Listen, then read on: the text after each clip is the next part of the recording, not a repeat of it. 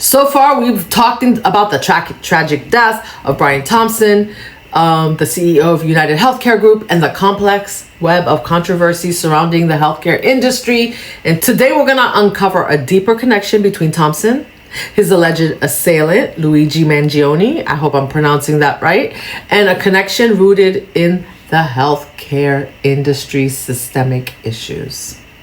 Let's get into it. Luigi Mangione hails from a prominent family that owns Lorien Health Services, a network of for-profit nursing homes in Maryland. These facilities have faced serious allegations, including patient neglect and substandard care. Reports indicate that some Lorien facilities have been cited for abuse and health violations, raising concerns about the quality of the care provided to the residents. Wait for it, there's more. One of the facilities, the Lorien Nursing and Rehab Center in Bel Air, has been accused of mistreating patients in multiple incidents, according to an April 2024 inspection by the Department of Health and Human Services. Now, taking a really hard look at how the experiences are for the residents at their family nursing facilities, at first glance, it looked like they were really actually on the up and up. It looked like their residents were well taken care of. It appeared that they were receiving decent care. I couldn't find very many lawsuits, but then I dug. I found a bunch of shell corporations, and I identified several malpractice suits against them. I also went and looked at the government rankings of their nursing facilities from the Medicare assessment team that actually determines whether or not the residents have a strong quality of life. And let me tell you, the numbers were not pretty. Jumping back to the healthcare facilities and the state or condition and quality of care that their patients receive. Remember, Luigi volunteered here quite a bit. Right now, their most recent health rating is 2 stars, and they have received at least 24 demerits just on the health conditions and the health inspection investigations in their one facility this year alone. If you look here, it says the average number among similarly sized nursing homes in the United States is 9.6, and they've received 24 demerits. As you just saw, social media influencer Tiffany Cianci, I'm not sure how to pronounce her name, so I apologize, but she brought attention to these issues, highlighting the systemic neglect within the Mangione family's facilities. And if you have a chance, I'm not going to put her full video here, but I've linked it in the description box below. Please check her out, the full video out. She has receipts. She has receipts for everything. She questions, in her videos, she questions whether Luigi's actions were a response to the abuses he may have witnessed at his family's facilities firsthand. Oh yes, he was a volunteer at one of these facilities. Please watch her video. She has all the receipts in there. Cianci's insights shed light on a possible motive. We haven't heard anything about that, right? Everyone's wondering, is it because he had back pain? He had his own health issues. Why did he do this? Well, she suggests that Luigi's alleged actions could be seen as a revolt against the very system his family profited from. A system that, according to reports, often prioritized payments over patient care. Adding another layer to this complex narrative is the relationship between Lorien Health Services and major health insurance providers. While specific details about United Healthcare's involvement with Lorien are not publicly disclosed, it's common for large insurers to have financial relationships with healthcare facilities, influencing patient care decisions and reimbursement rates. Oh, it's like the physician groups, right? They do the same with the physician groups. Drop me a comment down below if you work in a nursing home and you've seen this. This intricate web of relationships raises critical questions about the influence of profit motives on patient care. when financial incentives overshadow the well-being of patients, the entire healthcare system's integrity is compromised. We've been talking about this, right? We have been talking about this. Listen, I'm a registered nurse. And as a registered nurse, I have worked in nursing homes before. Now it's all clicking together, right? Nurses are sometimes put on night shift at a nursing home all by themselves. Now you have to watch Tiffany's video because she details this out. She details out exactly what they found in the report. The health authorities, what they found that they were, I think it was, and don't quote me on this, I think it was about 69% or 83% of their patients were not toileted. And so that means they were wetting their bed, which is above the nation's average, which is about 50%. But watch her video for the full details. On one facility. According to this, they're squeezing 112.7 patients on average into a facility that the average in the United States holds 81. But this is where the percentages really start to upset me. As you know, I have done a ton of research on private equity and healthcare. And right here, you're going to see the percentage of long-stay, low-risk residents who lose control of their bowels or bladder, which has to be marked every time it happens for Medicare to pay for their bills. 83.2%. The national average is between 48-ish%. That means that of their low-risk patients, almost 85% of them do not get taken to the bathroom in time to use the facilities and are forced instead to go on themselves or in their bed or in their diapers or whatever they have them using. But they are not taken to the bathrooms 84% of the time.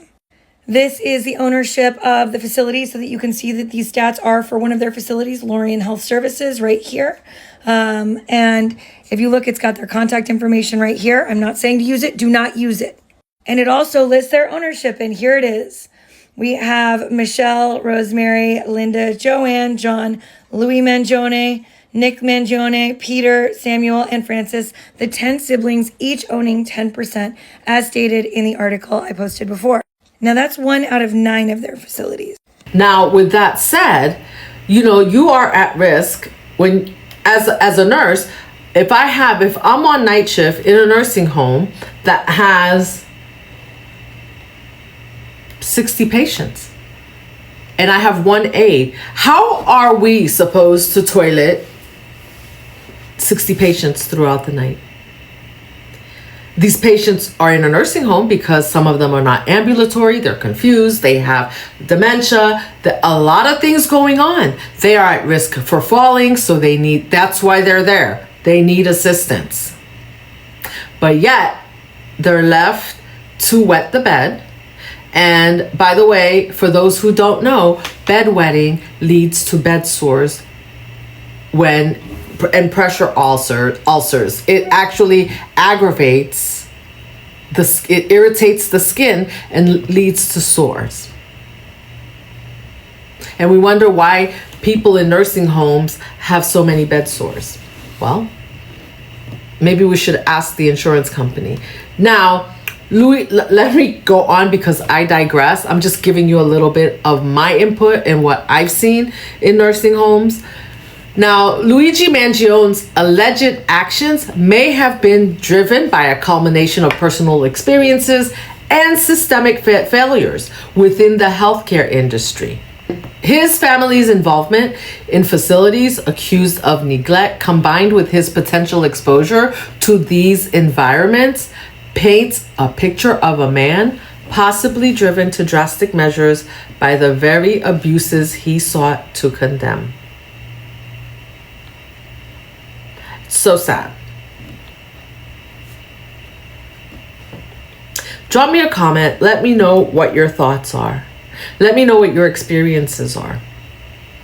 Because this tragic story underscores the urgent need for comprehensive reforms in the healthcare industry. It's imperative that we address the systemic issues that allow profit to take precedence over patient care.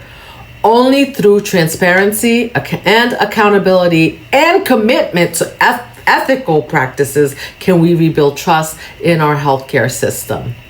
Now, I want you all to stop and think about this for a minute. My channel here is for over 40, right? We are all reaching the age where we're starting to think about what we're going to do for end of care.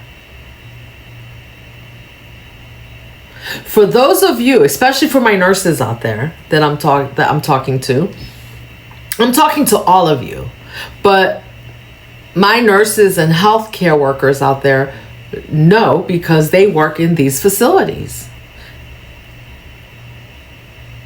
Do you see this as an option for yourself? After knowing what you know? I know that a lot of you out there are questioning if this is an option for you. But if you haven't worked in a healthcare facility, you're going by what you see, and then it's on the news, and then it's gone, and it goes away, and it's like, well, you know what? I have to go. This is what we need to do. But when you're actually working in a healthcare facility and you're seeing these things, this is the last place you want to go. Why do you think so many doctors don't want to go? They want to stay independent.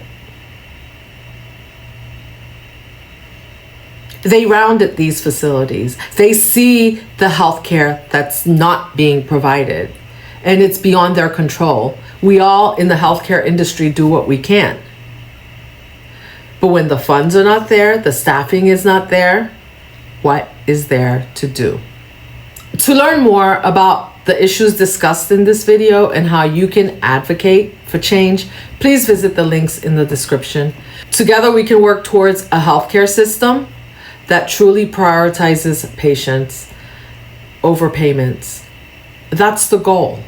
Prioritize the patient over payments. We're not saying that these facilities and these people shouldn't be paid, but not at our expense. Because the people, the irony is that the people being paid will also need to use the healthcare system. But I suppose that they figure they figure that they've made enough, that they will have enough funds that they won't need the healthcare system. They'll find a way out. But what about the rest of us who don't have another way out? That this is our only way. Anyway, this video was for informational purposes only and does not constitute legal or financial advice. The views expressed here are my opinion and based on publicly available information, and not intended to it's not intended to malign any individual or organization. It's just intended to shed light on what's happening out there based on the information available again. So check out the description box and subscribe, like, comment, let me know what you think about this topic. Until next time, let's hustle smarter and not harder. Let's take care of ourselves, right? Our health is our wealth. Because obviously, at this point, the healthcare system is failing us. So let's take care of our health so that our need for that healthcare system maybe buys us some time so that we can fix it and prioritize patients over payments. I'll see you in the next video.